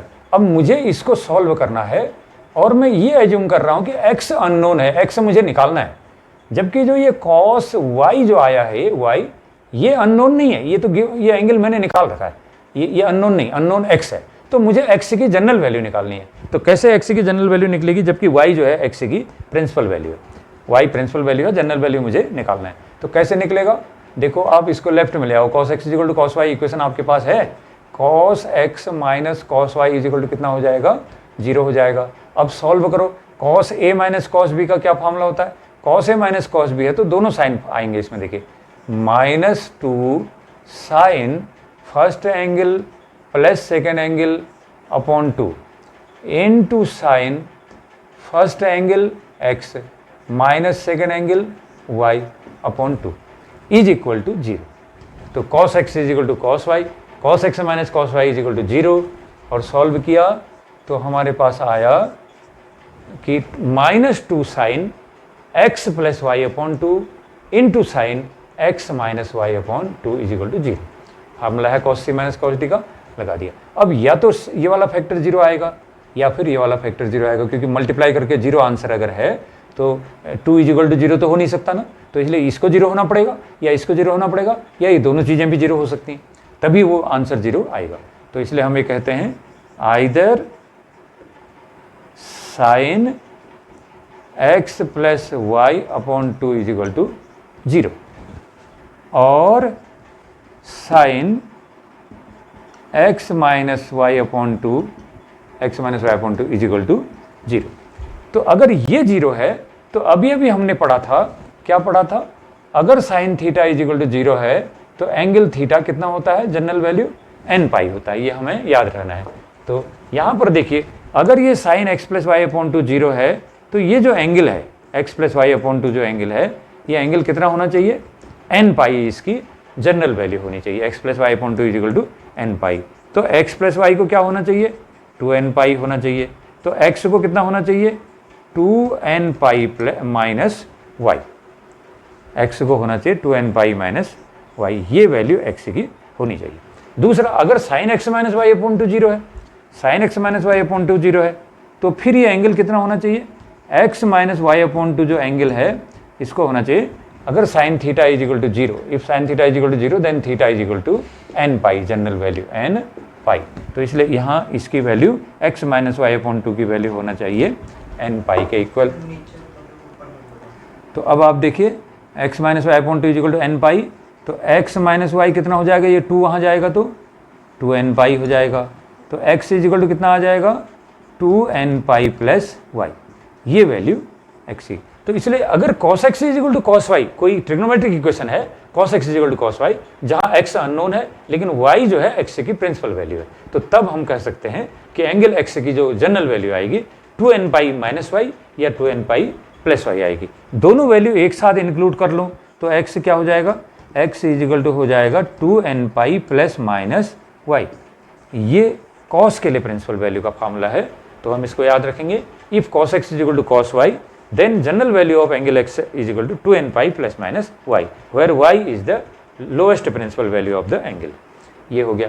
ऐसे ही tan x is equal to tan y है, tan x is equal to tan y कोई इक्वेशन अगर मेरे पास आता है तो उसका जनरल सॉल्यूशन क्या आएगा, इक्वेशन क्या है tan x is equal to tan y है बच्चों, तो इसका जनरल सॉल्यूशन क्या होगा, आप इसको लेफ्ट में ले आओ, tan x minus tan y is equal to zero, tan x की वैल्यू क्या हो जाती है sine x upon cos x, minus tan y कितना होता है, टेन वाई होता है मेरा sine y upon cos Y is equal to zero. LCM कर लो इसका, तो cos x into cos y आ जाएगा LCM, cos x into cos y, cos x into cos y, और यहाँ देखिए साइन एक्स है, इसके साथ आ जाएगा मेरा कॉस वाई, माइनस ये साइन वाई है, साइन वाई है, इसके साथ इधर आएगा एलसीएम में cos X is equal to कितना है जीरो। तो न्यूमरेटर देखो sine A cos B minus cos A sine B, sine A cos B minus cos A sine B is equal to formula हो जाएगा साइन ए माइनस बी, तो A is equal to X है, B is equal to Y, तो sine x minus Y आ गया इसके numerator में, upon denominator में है cos X cos Y is equal to क्या हो गया जीरो हो गया, देखो इज इक्वल टू जीरो। तो अगर ये जीरो के इक्वल है तो बच्चों कोई भी जो फ्रैक्शन है वो जीरो तभी आती है जब उसका न्यूमरेटर जीरो होता है, डिनोमिनेटर जीरो कभी नहीं होना चाहिए, लेकिन न्यूमरेटर अगर जीरो होगा तभी वो जीरो के बराबर आएगी, इसलिए इस इक्वेशन में न्यूमरेटर जीरो होगा, इसीलिए ये उत्तर जीरो है। तो मैं न्यूमरेटर को जीरो करूंगा, नीचे की चीज जीरो नहीं हो सकती, sine x minus Y is equal to zero, sine x minus Y is equal to zero. फिर वही रिलेशन आता है, क्या रिलेशन आता है, हमने बोला था कि अगर साइन थीटा जीरो आएगा तो एंगल थीटा की जनरल वैल्यू एन पाई होगी, कोई भी एंगल अगर साइन उस एंगल की साइन अगर जीरो है तो थीटा की वैल्यू इतनी आ जाएगी। तो यहाँ साइन एक्स माइनस वाई कितना है जीरो है, तो इसलिए एंगल एक्स माइनस वाई कितना आ जाएगा N pi, angle X minus Y की वैल्यू एन पाई आ जाएगी, तो एक्स कितना आ जाएगा N pi plus Y, X is equal to हो जाएगा एन पाई प्लस वाई। तो इस तरीके से हमने ये तीन चीज़ें सीखी हैं बच्चों कि ट्रिग्नोमेट्रिक रिलेशन में जब ट्रिग्नोमेट्रिक इक्वेशन को आप सॉल्व करेंगे तो तीन स्थितियां आ सकती हैं। क्या स्थिति आ सकती है, फर्स्ट कंडीशन आ सकती है आपने इक्वेशन को सॉल्व किया और आपको लास्ट में मिला sine x is equal to sine Y, ये चीज़ आपको मिल रही है, वाई जो है एंगल एक्स की प्रिंसिपल वैल्यू है, लोएस्ट प्रिंसिपल वैल्यू। अगर sine x is equal to sine Y type का सॉल्यूशन मिल रहा है तो एंगल एक्स को क्या लिखोगे, angle X is equal to लिखोगे आप जनरल वैल्यू एंगल एक्स की N pi plus minus one power N into Y, ये लिख दोगे आप। सेकंड जो कंडीशन आएगी क्वेश्चन में सॉल्व करते हुए वो आ सकती है cos X is equal to cos Y, ऐसे भी हमारे पास सॉल्यूशन हो सकते हैं cos X is equal to cos Y. तो तब मैं एंगल एक्स की वैल्यू क्या लिखूंगा, एक्स इज इक्वल टू लिखूंगा 2n pi plus minus Y, ये सेकेंड है।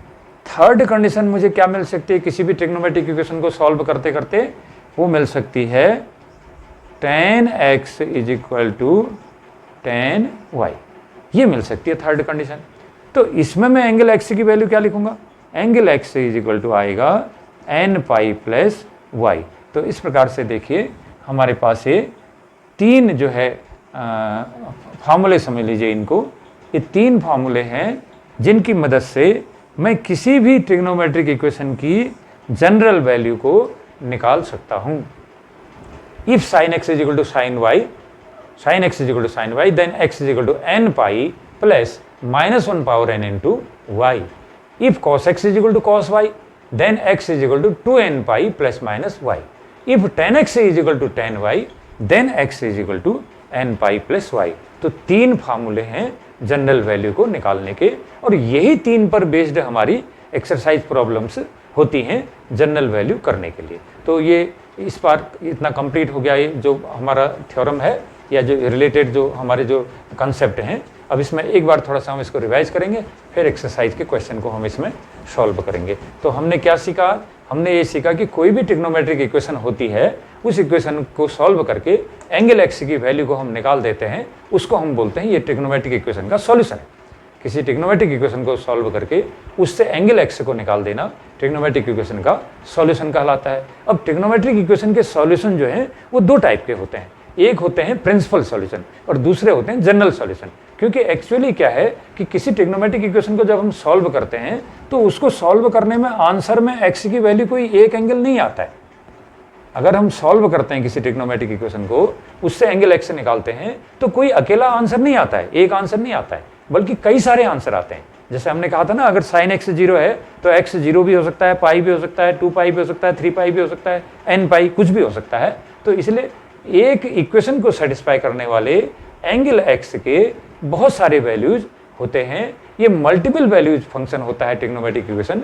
जैसे क्वाड्रेटिक इक्वेशन है, उसमें 2 सॉल्यूशन आते थे, लीनियर इक्वेशन में एक्स की एक सॉल्यूशन आती थी। यहाँ ऐसा नहीं है, यहाँ तो एक्स के कई सारे वैल्यूज आते हैं।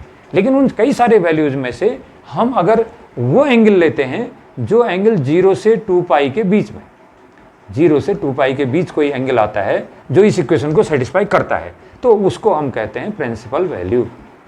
प्रिंसिपल वैल्यू, प्रिंसिपल वैल्यू का मतलब इस एंगल एक्स का वह वैल्यू जो 0 रेडियन से 2 पाई रेडियन के बीच आता है, वो प्रिंसिपल वैल्यू कहलाता है। माना ये प्रिंसिपल वैल्यू यहाँ पर y।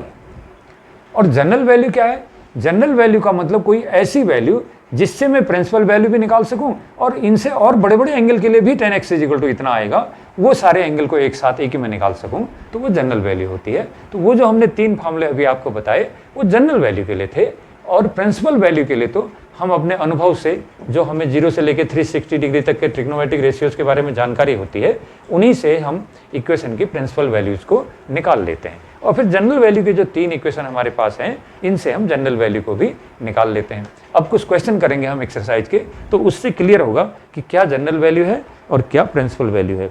तो इसमें क्वेश्चन नंबर 1 है, देखिए क्वेश्चन नंबर 1 √3 ये कोई इक्वेशन है। देखिए एक्सरसाइज 3.4 का फर्स्ट क्वेश्चन है। इसमें मुझे प्रिंसिपल वैल्यू निकालना है। tan x इक्वल टू √3 है, तो एंगल एक्स की प्रिंसिपल वैल्यू मुझे निकालनी है। तो देखिए ये जो हमको पता है कि जो 4 क्वाड्रेंट होते हैं, first quadrant, second quadrant, third quadrant, fourth quadrant, x dash, y dash, origin. तो ये 4 क्वाड्रेंट में tan x equal to plus √3 दिया हुआ है, tan x equal to plus √3 दिया है, प्लस वैल्यू। तो tan की प्लस वैल्यू कहाँ कहाँ आती है, या तो ये एंगल होना चाहिए फर्स्ट क्वाड्रेंट का, क्योंकि फर्स्ट क्वाड्रेंट में सारे ट्रिग्नोमेट्रिक रेशियो पॉजिटिव होते हैं, तो tan भी पॉजिटिव होगा। सेकंड क्वाड्रेंट में साइन पॉजिटिव होती है, तो ये तो tan है, सेकंड क्वाड्रेंट का नेगेटिव आता है tan, तो ये एंगल सेकंड क्वाड्रेंट वाला नहीं हो सकता। और tan x equal to plus √3, third quadrant में tan पॉजिटिव होती है, तो ये एंगल थर्ड क्वाड्रेंट वाला भी हो सकता है, क्योंकि tan पॉजिटिव आ रही है, तो पॉजिटिव tan आ रही है, इसलिए एंगल थर्ड क्वाड्रेंट वाला हो सकता है। और पॉजिटिव tan होने के कारण ये फर्स्ट क्वाड्रेंट वाला भी हो सकता है। फोर्थ क्वाड्रेंट में होता है C, ASTC, तो आपको फोर्थ क्वाड्रेंट में तो cos पॉजिटिव है, इसलिए यहाँ भी tan नेगेटिव होती है, तो यहाँ tan नेगेटिव है, यहाँ tan नेगेटिव है। हमारा एंगल x सेकंड क्वाड्रेंट वाला नहीं हो सकता, फोर्थ क्वाड्रेंट वाला एंगल भी नहीं हो सकता। ये एंगल x हो सकता है या तो फर्स्ट क्वाड्रेंट वाला या थर्ड क्वाड्रेंट वाला, क्योंकि ये पॉजिटिव है, तो पॉजिटिव एंगल फर्स्ट या थर्ड। तो एंगल फर्स्ट या थर्ड में, यदि ये एंगल x फर्स्ट क्वाड्रेंट में है, तो बताइए फर्स्ट क्वाड्रेंट में 0 से लेकर 90 डिग्री तक के एंगल के लिए ऐसा कौन एंगल है जिसके लिए tan थीटा इक्वल टू √3 आता है। आपने ट्रिग्नोमेट्रिक टेबल में सीख रखा है, क्लास 10th से ही सीखा हुआ है कि if tan theta is equal to under root 3 then what is theta, theta is 60 degree. tan 60 की वैल्यू होती है ना 1/√3 sorry tan 60 is equal to √3 होता है। तो इसलिए जो एंगल 0 से 90 के बीच है तो वो 60 डिग्री का एंगल है, जिसके लिए tan थीटा की वैल्यू √3 आती है। तो इसलिए ये एंगल x जो है, अगर ये एंगल फर्स्ट क्वाड्रेंट का एंगल है तो फिर x को π/√3 के बराबर होना चाहिए, क्योंकि tan π/√3 की वैल्यू ही अंडर√3 आती है। अगर ये एंगल फर्स्ट क्वाड्रेंट का नहीं है तो फिर इसको थर्ड क्वाड्रेंट वाला होना चाहिए, क्योंकि थर्ड क्वाड्रेंट में भी पॉजिटिव वैल्यू आती है। तो थर्ड क्वाड्रेंट का एंगल यह है तो कैसे निकलेगा, थर्ड क्वाड्रेंट का एंगल होगा तो ये कैसे निकलेगा, देखिए इसमें जो π/3 आप निकाल रहे हैं फर्स्ट क्वाड्रेंट का, तो थर्ड क्वाड्रेंट का एंगल कैसे बनता है, यहाँ से यहाँ तक जाइए कितना एंगल हो गया, पाई हो गया, 0 पाई का हाफ और पूरा पाई, तो यहाँ से यहाँ तक एंगल हो गया पाई और सेकेंड क्वाड्रेंट कंप्लीट। इसके बाद और आगे बढ़ जाइए तब थर्ड क्वाड्रेंट में जाएंगे तो pi plus something, third quadrant का एंगल होता है पाई प्लस समथिंग। तो समथिंग कौन, ये एंगल जो फर्स्ट क्वाड्रेंट में आया। तो इसलिए अगर ये एंगल थर्ड क्वाड्रेंट में भी है तो मैं tan लिखूंगा पाई प्लस π/3। तो इसलिए ये जो tan x is equal to √3 है, तो मेरा जो एंगल है अगर वो फर्स्ट क्वाड्रेंट वाला है तब तो वो π/3 एंगल है। अगर ये एंगल थर्ड क्वाड्रेंट वाला है, वहाँ भी tan पॉजिटिव हो सकती है, तो वो एंगल है पाई प्लस π/3, 3 1 जा 3, 3 + 1 4 π/3, क्योंकि मुझे 0 से लेके 2 पाई तक के वो वैल्यू निकालने हैं जहाँ पर ये इक्वेशन सेटिस्फाई हो जाती है 0 से 2 पाई के बीच, उन्हीं को प्रिंसिपल वैल्यू बोलते हैं हम लोग। तो tan x is equal to tan π/3 या tan 4 π/3, तो एंगल x क्या होना चाहिए, या तो होना चाहिए π/3, tan x is equal to tan π/3, x से x कैंसिल π/3, या tan x is equal to tan 4 π/3 करूंगा तो tan से tan x is equal to 4 π/3। ये दो वैल्यूज हैं, यही इसकी principal value, principal values of x are π/3 4 π/3। ये प्रिंसिपल वैल्यूज हमने निकाल दिए बच्चों। इसके बाद हमको जनरल वैल्यू निकालने के लिए भी कह रहा है, प्रिंसिपल वैल्यू निकालना है, जनरल वैल्यू भी निकालनी है। जनरल वैल्यू कैसे निकलेगी, जो प्रिंसिपल वैल्यू आपने निकाल दी है एंगल की, उसमें से लोएस्ट प्रिंसिपल वैल्यू कौन है, सबसे छोटी वाली प्रिंसिपल वैल्यू कौन है इन दोनों में से, π/3। तो जनरल वैल्यू कैसे निकलती है, जनरल वैल्यू निकलेगी, देखिए tan x is equal to tan π/3 आएगा। प्रिंसिपल वैल्यू के हिसाब से अगर मैं लेता हूं तो tan x is equal to lowest principal value, tan x is equal to tan π/3। tan x is equal to tan π/3 है, तो अभी हमने फॉर्मूला पढ़ा था, क्या पढ़ा था, अगर tan x is equal to tan y, ऐसा कोई सॉल्यूशन हमको मिलता है, tan x is equal to tan y, तो x की जनरल वैल्यू आती है x is equal to n pi plus y, ये हमारा फॉर्मूला था। If tan x is equal to tan y then x is equal to n pi plus y। तो यहाँ हमारा आया है, बिल्कुल उसी से कंपेयर कीजिए, tan x is equal to tan π/3, तो angle x is equal to n pi plus π/3, जैसे वहाँ n पाई प्लस y है तो यहाँ हो गया n पाई प्लस π/3। तो ये जनरल वैल्यू हो गई बच्चों। तो इस प्रकार से ये जो मेरा क्वेश्चन था tan x is equal to under था, हमसे पूछ रहा है कि एंगल x की प्रिंसिपल वैल्यूज भी बताइए और एंगल x की जनरल वैल्यू भी बताइए। तो कैसे मैंने इसको सॉल्व किया, tan x is equal to under plus था, तो मैंने कहा कि भाई एंगल x प्लस अगर वैल्यू दे रहा है तो ये तो फर्स्ट क्वाड्रेंट में होना चाहिए क्योंकि वहाँ tan पॉजिटिव रहती है, या फिर थर्ड क्वाड्रेंट होना चाहिए, वहाँ tan पॉजिटिव रहती है। तो अगर ये एंगल फर्स्ट क्वाड्रेंट का है तो अब बताइए कितने डिग्री के एंगल के लिए tan थीटा √3 होता है, tan 60 इज इक्वल टू √3 होता है। तो इसलिए एंगल x को क्या होना चाहिए, यानी कि tan x को tan 60 यानी tan π/3 होना चाहिए। ये थर्ड क्वाड्रेंट का एंगल भी हो सकता है क्योंकि tan की पॉजिटिव वैल्यू थर्ड में भी आती है। तो अगर यही एंगल थर्ड क्वाड्रेंट वाला भी है तो फिर x की वैल्यू क्या होनी चाहिए, मैं लिख सकता हूँ इसको tan पाई प्लस π/3, क्योंकि 180 डिग्री में सेकंड क्वाड्रेंट कंप्लीट होता है और प्लस और, तो पाई प्लस π/3 हो सकता है एंगल, या π/3 हो सकता है। तो x is equal to either π/3 और पाई प्लस π/3, दो वैल्यू पॉसिबल है जो 0 से 2 पाई के बीच की है, इसलिए इनको प्रिंसिपल वैल्यू कहेंगे जो 0 से 2 पाई के बीच आती हैं। तो x is equal to π/3 4 π/3, these are the principal value of angle x। अब जनरल वैल्यू कैसे निकलती है कहा था, जनरल वैल्यू ये जो दो प्रिंसिपल वैल्यूज हैं इसमें से छोटी वाली प्रिंसिपल वैल्यू को हम लोग सेलेक्ट कर लेते हैं। तो π/3 वैल्यू को हमने सेलेक्ट किया, तो मैंने ये ले लिया, क्या ले लिया, tan x is equal to tan π/3, छोटी वैल्यू को लेके tan x is equal to 10π/3 कर दिया। तो तब 10x is equal to 10y type का कोई रिलेशन हमको मिलता है लास्ट में, तो जनरल सॉल्यूशन कैसे आता है, x is equal to nπ + y। तो यहाँ यही फार्मूला हमने अप्लाई किया है, 10x इज इक्वल टू 10π/3 है, तो angle x is equal to nπ + π/3। ये जनरल सॉल्यूशन हो गया और ये प्रिंसिपल सॉल्यूशन हो गया। ठीक है, तो अब नेक्स्ट क्वेश्चन करते हैं। देखिए अगला क्वेश्चन, हाँ अब सेकंड क्वेश्चन देखिए, हमारे पास है sec x is equal to 2, sec x is equal to 2 है बच्चों। अगर ये sec x is equal to 2 है तो मुझे क्या निकालने के लिए कह रहा है, जनरल सॉल्यूशन भी निकालना है और प्रिंसिपल सॉल्यूशन भी निकालना है। General solution and principal solution, ये दोनों चीजें आपको निकालनी है। तो sec x is equal to 2 है, sec x अगर 2 है बच्चों, आप इसको cos में भी बदल सकते हैं। ये 2/1 मान लीजिए, sec x is equal to 2/1, तो cos x से क्या आ जाएगा, sec का उल्टा रेसिप्रोकल, cos x 1/2 हो गया। If sec x is equal to 2/1 then cos x is equal to 1/2, cos x 1/2 हो गया। अब बताइए कि cos x 1/2 का मतलब +1/2, प्लस है, प्लस वैल्यू cos की कहाँ होती है, फिर वही हम लेंगे क्वाड्रेंट, क्वाड्रेंट को हम ले लेंगे first quadrant, second quadrant, third quadrant, fourth quadrant. तो cos की वैल्यू पॉजिटिव आ रही है, तो कैसे होगी, फार्मूला है ऑल साइन tan cos। तो अगर cos पॉजिटिव है तो cos पॉजिटिव कहाँ होती है, फर्स्ट क्वाड्रेंट में सारे एंगल के लिए सारे ट्रिग्नोमेट्रिक रेशियो पॉजिटिव आते हैं, तो इसलिए cos x अगर +1/2 है तो ये एंगल फर्स्ट क्वाड्रेंट वाला हो सकता है x। और सेकंड क्वाड्रेंट में साइन पॉजिटिव है, cos तो नेगेटिव हो जाती है, इसलिए ये पॉजिटिव वैल्यू वाला है cos, तो ये सेकंड क्वाड्रेंट वाला एंगल ये x से नहीं हो सकता।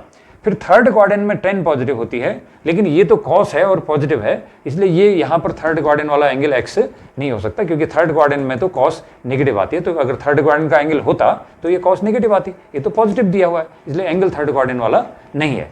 फोर्थ क्वाड्रेंट में cos पॉजिटिव होता है, all sine tan cos, fourth quadrant में cos पॉजिटिव होता है, इसलिए यदि cos x is equal to +1/2 दिया हुआ है तो ये एंगल x फोर्थ क्वाड्रेंट वाला भी हो सकता है। तो इस प्रकार से cos x is equal to +1/2 है, तो this angle is either this belong to first quadrant और दिस में belong to fourth quadrant, first quadrant या फोर्थ क्वाड्रेंट वाला है। अगर ये फर्स्ट क्वाड्रेंट वाला एंगल है तो वो तो आप ट्रिग्नोमेट्रिक टेबल से ही बता दोगे, जो ट्रिग्नोमेट्रिक टेबल आपने पढ़ी है 0 से 90 तक। बताइए cos x is equal to 1/2 कितने डिग्री के एंगल के लिए cos थीटा 1/2 आती है, 60 डिग्री के एंगल के लिए cos 60 इज इक्वल टू 1/2 होता है। तो इसलिए ये अगर cos x +1/2 है और एंगल फर्स्ट क्वाड्रेंट वाला है तो ये 60 यानी कि π/3 के इक्वल है, this is π/3, cos x is equal to cos π/3।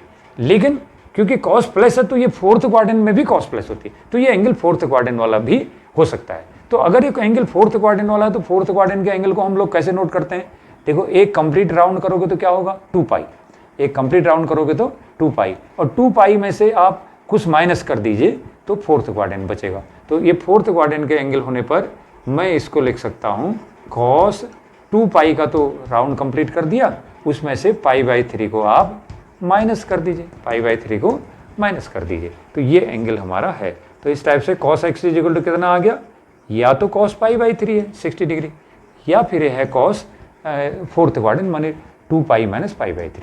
तो 3 2 जा 6, 6 - 1 5π/6। तो वही सॉल्यूशन देखने जो 0 से लेकर 2π के बीच आते हैं चारों क्वाड्रेंट में।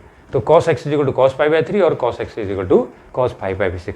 तो x की वैल्यू कितनी आई, एंगल x या तो π/3 होगा या 5π/6 होगा।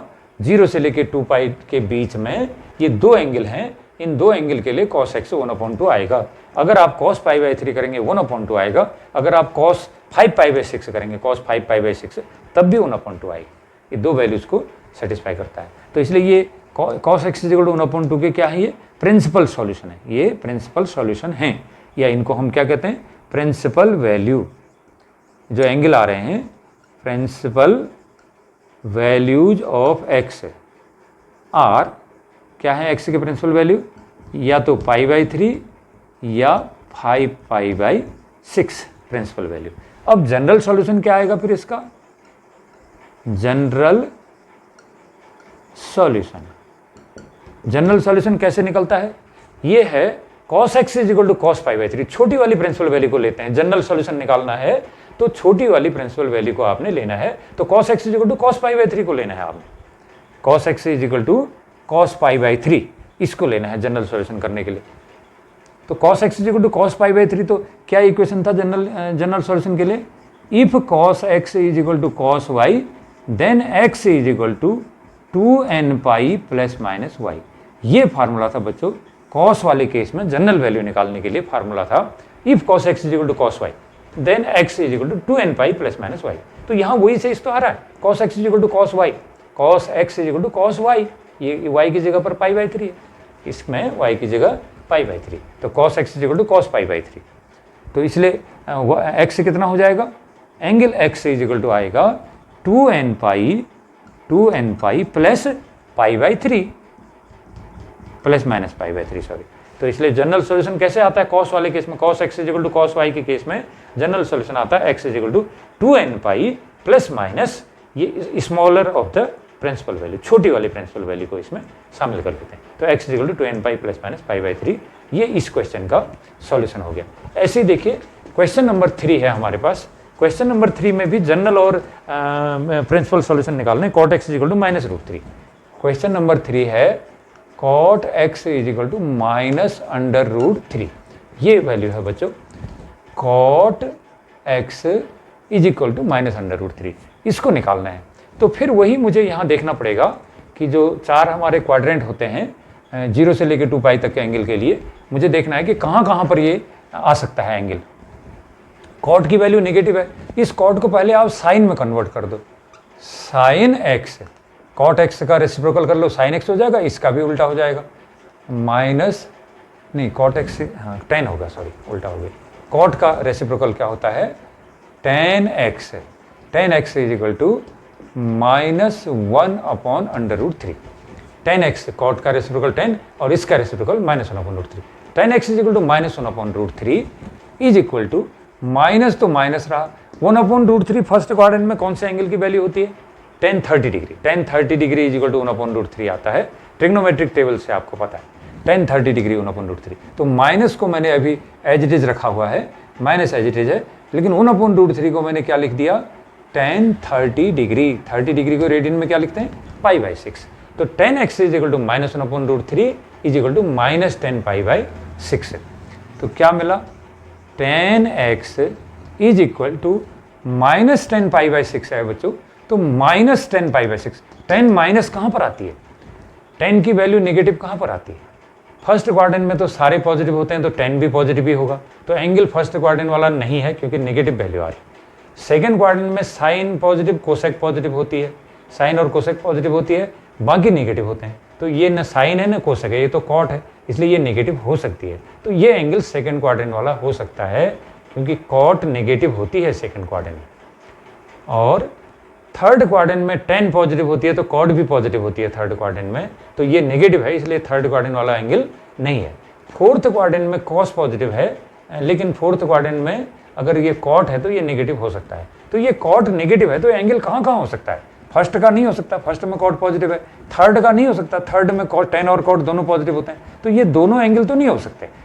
90 से छोटा नहीं हो सकता, और ये थर्ड क्वाड्रेंट वाला एंगल 180 से 270 तक भी नहीं हो सकता ये एंगल, क्योंकि ये नेगेटिव है। तो या तो सेकंड क्वाड्रेंट में होगा या फोर्थ क्वाड्रेंट में होगा। तो अगर ये एंगल सेकंड क्वाड्रेंट का है बच्चों, तो सेकंड क्वाड्रेंट के एंगल को कैसे नोट करेंगे, मैंने आपसे कहा था एक आधा राउंड करो तो ये पाई एंगल हो गया, इसमें माइनस समथिंग, तो पाई माइनस पाई बाई 6 करोगे आप। सेकेंड क्वाड्रेंट का एंगल है तो क्या करोगे, पाई माइनस पाई बाई 6 जो आ रहा है ये हो गया। लेकिन आपने कहा एंगल जो है हमारा फोर्थ क्वाड्रेंट वाला भी हो सकता है, क्योंकि कॉट नेगेटिव फोर्थ में भी होती है, सेकंड में भी होती है, फर्स्ट और थर्ड में पॉजिटिव होती है, तो नेगेटिव है, तो इसलिए ये एंगल फोर्थ वाला भी हो सकता है। फोर्थ क्वाड्रेंट का एंगल है तो कितना आएगा फोर्थ क्वाड्रेंट का एंगल बताइए, पूरा राउंड करते हैं 2 पाई, उसमें से माइनस समथिंग, तो क्या हो जाएगा 2 pi minus this value pi by 6। तो इस तरीके से 10x इज इक्वल टू आया, या तो आया मेरा 10 पाई माइनस पाई बाई 6, 6 1 जा 6 माइनस 1 5 पाई बाई 6, या फिर आया 10 6 2 जा 12 12 माइनस 1 11 पाई बाई 6। तो ये दो वैल्यू संभव हैं बच्चों, 0 से लेके 360 डिग्री तक, जो cot x इक्वल टू -√3 को सेटिस्फाई करते हों एंगल x के ऐसे दो वैल्यू, या तो एंगल x 5π/6 होगा, tan 5π/6 की वैल्यू -√3 आ जाएगी, या फिर वो एंगल x की वैल्यू 11π/6 होगी, tan 11π/6 करोगे तो वो भी आपके इतनी आ जाएगी। तो इसलिए ये दो वैल्यूज पॉसिबल हैं 0 से 360 के बीच, तो ये प्रिंसिपल वैल्यू कहलाएंगी, प्रिंसिपल वैल्यूज ऑफ x। क्या क्या है प्रिंसिपल वैल्यू? या तो 5π/6 है, या फिर ये 11π/6 है। These are the principal values. अब जनरल वैल्यू कैसे निकलेगी? जनरल वैल्यू निकालेंगे तो बच्चों ये tan वाला केस है, cot या tan एक समान केस होता है। तो tan वाले केस में जनरल वैल्यू का फार्मूला हमने सीखा था, अभी लिखा था, क्या था? If tan x is equal to tan y, general solution में यदि लास्ट में क्या मिलता है, tan x is equal to tan y मिलता है, तो x इज इक्वल टू हो जाता है nπ + y। ये था जनरल फार्मूला tan वाले केस के लिए। तो ये tan x is equal to tan y है, मुझे छोटी वाली जनरल प्रिंसिपल वैल्यू लेनी है, बड़ी प्रिंसिपल वैल्यू को नहीं लेना है। तो tan x is equal to tan y, ये मेरा इक्वेशन आ रहा है, tan x is equal to tan y। तो x कितना होगा? x इज इक्वल टू होगा nπ + y, यानी 5π/6। तो ये इसका जनरल सॉल्यूशन हो गया बच्चों। तो इसी टाइप से एक क्वेश्चन और करते हैं, फिर ये लेक्चर कंप्लीट हो जाएगा। Question number 4। तो what is question number 4? Question number, देखिए cosec x is equal to -2, तो इसको साइन में बदल दो। साइन x कितना हो जाएगा? -1/2। साइन x -1/2 है, तो बताइए साइन नेगेटिव कहाँ पर आती है? All sine tan cos। Sine negative है, साइन नेगेटिव है तो ये फर्स्ट में नहीं आ सकती, सेकंड में साइन पॉजिटिव, थर्ड में साइन नेगेटिव हो सकती है, फोर्थ में भी साइन नेगेटिव हो सकती है। तो एंगल या तो थर्ड का है या फोर्थ का है, और है ये -1/2 का मतलब साइन 30 के बराबर, माइनस साइन π/6। तो इसलिए माइनस हटाऊंगा तो साइन या तो थर्ड में है, थर्ड का मतलब π + π/6, या फिर फोर्थ में है, फोर्थ का मतलब पूरा 2π - π/6। फोर्थ के एंगल को हमेशा 2π - π समथिंग ये कर दिया। तो इसलिए साइन x की वैल्यू मेरी आ गई है कि या तो ये 7π/6 हो गया, साइन ऑफ 7π/6, या फिर ये है साइन 6 × 2 = 12, 12 - 1 11π/6। ये दो वैल्यूज आ रही। तो प्रिंसिपल वैल्यू क्या है? प्रिंसिपल वैल्यू ऑफ x ये है, या तो 7π/6 होगा या 11π/6 होगा। दो प्रिंसिपल वैल्यू हैं जो साइन cosec x -2 को सेटिस्फाई करेंगे। तो जनरल वैल्यू क्या आएंगी? जनरल वैल्यू, तो साइन के केस में जनरल वैल्यू आती है x is equal to nπ + -1/n into lowest principal value 7π/6। ये आंसर हो जाएगा बच्चों। तो इस प्रकार से ये हमने हर प्रकार के केस को देख लिया, tan वाले केस में, साइन वाले केस में, cos वाले केस में। तो कुछ प्रॉब्लम्स इसमें और बची हैं, ये लोग आप प्रैक्टिस करिए। और इस वीडियो में इतना ही। कोई प्रॉब्लम आने पर नेक्स्ट वीडियो में उसको रिजॉल्व करने का कोशिश करेंगे। Thank you. कंप्लीट।